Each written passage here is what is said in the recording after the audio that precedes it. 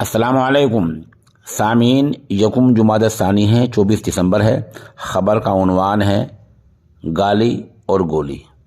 इस खबर के लिए कारी मोहम्मद आकिब छतेलवी हमारे राब्ते में हैं।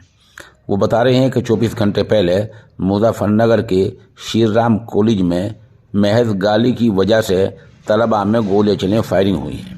उन्हें एक वीडियो भेजी है जिसमें फायरिंग की आवाज़ साफ सुनी जा सकती है, लेकिन कानून की वजह से हम उस आवाज़ को बंद कर रहे हैं। मौके पर पुलिस पहुंची है, मामला रफा दफा कराया है, लेकिन सवाल ये है कि कॉलेजों में सिखाया क्या जा रहा है। ये वो कॉलेज हैं जिनको सरकार नमूने के तौर पर पेश किया करती है। आमदा इत्तलात में ये बताया गया है कि तलबा के एक ग्रुप ने गाली दी, दूसरे ने गाली दी, वो बर्दाश्त नहीं हो सकी, फिर भागदौड़ हुई, फायरिंग हुई, गोलियां चली। बीच में जो मास्टर बचाना आए, पता चला है कि तलबा ने उन पर भी हाथ उठा दिया।